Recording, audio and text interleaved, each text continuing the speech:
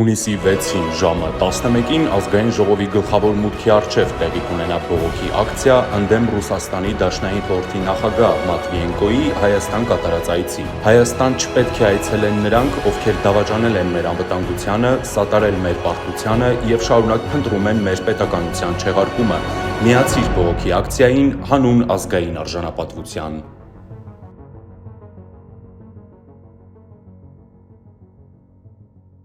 Ձերք բերեք իտալական նրբագեղ ու բարձրակարգ սալիկների նշված տեսականին, վճարելով բացառիկ 4400 դրամ 1 քառակուսի մետրի համար։ Չլսեցի։ Տեղեկություն է հասու դարձել Նիկոլ Փաշինյանին անցած հինգշաբթի օրը եկեղեցիների շուլանացումն էր, ուրբաթ օրը արդեն սկսվեց սրբազանների մասին հայտարարություններ։ Ուզում եմ հասկանալ, ինչ որ ինֆորմացիա դուք ունեք դրա համար եք sense հայտարարություններ։ Այո, ինֆորմացիա, չէ, այո, ինֆորմացիա ունենք, որ մտնում ես եկեղեցի, մեկի քստիկներն է այնտեղ դրած, մեկի շորերն է այն անկյունում դրված, եւ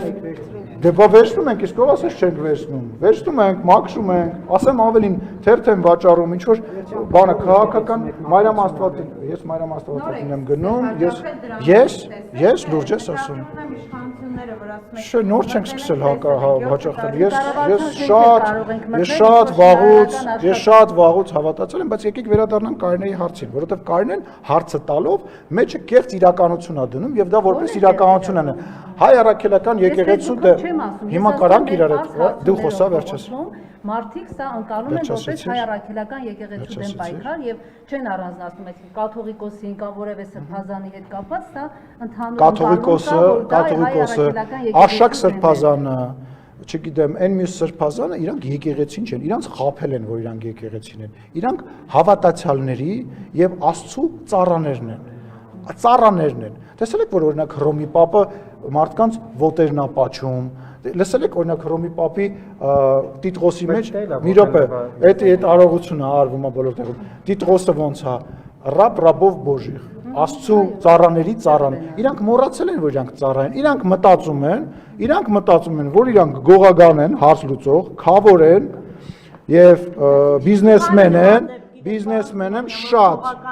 սրբազան կա զենքով էր ման գալիս միջև վերջերս, չգիտեք իր մասին։ Մի հատ լավ ավտո ուներ, էլի ասեմ։ Ես զենքով եմ ման գալիս, ես զենք ունեմ, բայց զենքով ման չեմ գալիս։ Ես իշխանություն եմ, այդ տեսնում եք էլի, ձեր մտածել, բայց ձեր մտածելակերպ, ես կճոյան հետ ոչ մի միջոցառման չեմ մասնակցել։ Լսեք, անձնապես ես կճոյանի հետ որևիցե հարաբերություններ չունեմ, ես խոսացողս չունեմ։ Գնացեք այսինքն մենք եկեղեցականների հետ շփումների հետ կապված պետք է հիմա պատասխան տանք, որ եկեղեցականը ոնց է։ Այսօր նորից դուք հասկանում եք դուք ինչ եք քննարկում։ Դուք փոխանակ, մի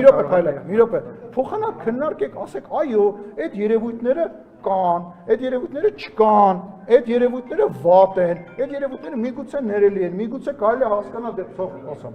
Մի րոպե, Լուսինե, մի րոպե, ամեն ինչի մասին է խոսում ենք։ Ասեք, լավ, հիմա ասենք պետք է արձագանքի, չպետք, ասելու բաներ, բայց այդ մարդիկ նաև դուք էլ եք, ախպեր, կա այդ բանը, թե չկա, էս է հարցի հարցը։ Ձևով արդեն դուք չեք տալիս, որ մարդիկ բան անեն, ասեն հայ Նիկոլ Փաշինյանն այն ձևն է ընտրել, որ մարդիկ այլևս չեն ուզում քննարկման առարկա դարձնել այդ երևույթը։ Բայց մի բան հարցնեմ, էլի, եթե ես սկսեմ նայել ձեր խոսակցական ձևին, ես ձեր գրեթե ոչ մի հարցի չեմ պատասխանի։ Բայց դուք չորրորդ իշխանությունն եք, դուք մեր երկրի ազատ լրատվամիջոցներն եք, որոնց ազատության համար ես պայքարել եմ ու էլի կպայքարեմ, երբ էլ դա լինի, բայց ես չեմ նայում ձեր հարցից, քեզ թվում է Նարեկ ջան, քո տված հարցերը, որոնց դու մտածված սուր ձևակերպումներ ես դնում ես, չէ՞։ Ոնց յուրաքանչյուր քաղաքական գործ չի դա հաճելի է։ Ես այդ ինչ ձևակերպում չեմ պատասխանում։ Դուք ընդհատում եք, այո, Լուսինե ջան, շատ լավ է, պարտավորություններ։ Ես քեզ, բայց պետք է մի հատ հասկանանք, այդ եկեղեցուն եկեղեցի է։ Այդ եկեղեցականները եկեղեցական են։ Բայց ով պիտի դա որոշի։ Իրանք, մենք ոչ մեկ, մենք ասում ենք, ներողություն, հարցը հենց իրանք, Լուսինե ջան, հենց իրանք, ես ասեցի, կաթողիկոսի ձեռքը կաթողիկոսի ձեռքը պատճելուց առաջ, լսին ուզում ես արի ստեղ կանգնի հարցազրույցը, Մաքսիմ պուլեմյոտի պես անընդհատ արագ խոսալով ճշմարտությունը չի լինելու։ Ոչ, հիմա դու հարցես տալ թե ելույթ ես ունում։ Գրանցվի ելույթի համար արի ելույթ։ Պարոն Սիմոնյան, այնուամենայնիվ, եթե կաթողիկոսը միջև վերջ այն հարցադրումը, միջև վերջ, եթե այն հարցադրումը, որը արվում է Նիկոլ Փաշինյանի կողմից։ Մի հատ նորից էլի փայլակ ջան չհասկացա։ Եթե կաթողիկոսը միջև վերջ Նիկոլ Փաշինյանի այն հարցադրումը ունի զավակ թե ոչ, չպատասխանի, այդ հարցը շարունակելու է մնալ, թե իշխանությունը ինչ որ ձևով այնուամենայնիվ փորձելու է պարզել ի վերջո կա թե չկա, այսինքն հենց այդ միջամտությունը, եթե հարցադրմանը պատասխան չի լինում, որտեղ մի քանի օր էլ մենք տեսնում ենք, որ Նիկոլ Փաշինյանը գրում է ունի թե Ես կարծում եմ, որ պետք է այնուամենայնիվ կոնկրետ, ոչ թե լավաշ նյութեր են, որ մարդ հոգնում է կարդա այդ նյութը, կոնկրետ ինչ որ պատասխան լինի, որ չընկնենք, չգիտեմ, այդանք Լեո փողոցի վրա ինչ որ ապտեկաներ գտնենք, ասենք էսում ապտեկանա օրինակ, դեղատունն է, հա, որ այդ դրա կարիքը չլինի։ Պետք է կոնկրետ դեղատուն։ Չգիտեմ ինչ, հա, չգիտեմ, ինչ որ պայմանական բան եմ ասում, պետք չի կենտրոնանալ, հա, թե պետք է կենտրոնանալ։ Ինչ են դեղատուն ասել։ Չգիտեմ, կարամ ասեմ, օրինակ, չգիտեմ, ուրիշ բան մտերայի հացի խանութ կա, թե չկա, բայց դուք ինչ մտածեցիք։ Ես հետո կասեմ։ Չէ, հիմա ասեք, երեստատիտողն ինչ որ բան մտածեցիք։ Ինչ մտածեցիք, հələ ասեք։ Չէ, մի րոպե, ինչ մտածեցիք։ Ձեզ հայտնի չէ հայտնի տեղեկությունները, որ Չէ։ հոգևորականներից մեկը Ով։ ունի դեղատուն։ Ով։ Դա էլ դուք բարձր։ Ով ունի։ Ինչ էր գրում։ Որում ձեր հետ ինչ որ առումներով նաև փոխկապակցված։ Իմ հետ փոխկապակցված մամուլը որ գներ, ենթադրում կհիշեմ, ով այնուամենայնիվ։ Գնացեք, բացեք։ Ոչ, լրագրողը դուք եք գնացեք Էջմիածին։ Մի րոպե, այդ եմ ասում, Նարեկ ջան։ Գնացեք ստուգեք։ Այլ հարցեր կան։ Պատահական ոչ իմանա չի։ Հարցակում եկեղեցու վրա արտահայտությունը հարցերը չեն պատասխանել։ Լավ, ուրիշ բան եմ։ Ձև այ վերաձևակերպի։ Հայ առաքելական եկեղեցու վրա, հայ առաքելական կա եկեղեցու վրա ոչ մեկ չի կարող հարցակվել, ոչ մեկ չի հարցակվում։ Կոնկրետ անհատներ կան կասկածներ, որ կոնկրետ անհատներ վարկը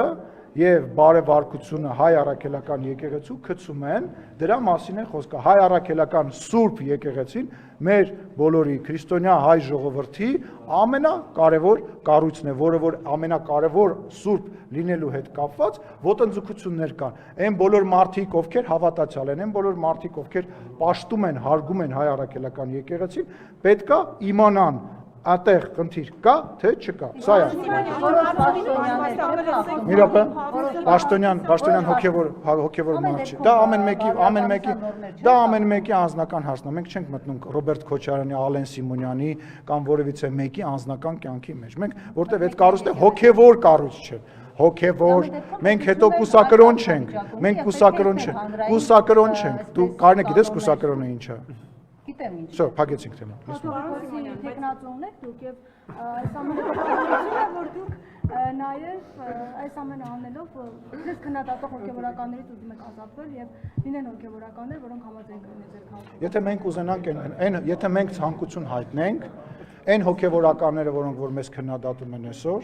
մեծ հաճույքով կդառնային մեր խոսնակները։ Ես ամենայն պատասխանատվությամբ ասում եմ, այն հոգեվորականները, որոնք որ մեզ քննադատում են այսօր, մեծ հաճույքով կդառնային մեր փաստաբանները, մեր գովերքողները, մեր ծառաները, ու տենց էլի իմիջիալոց լավ բան բացեցիք, իմիջիալոց ընդդիմադիր դաշտում,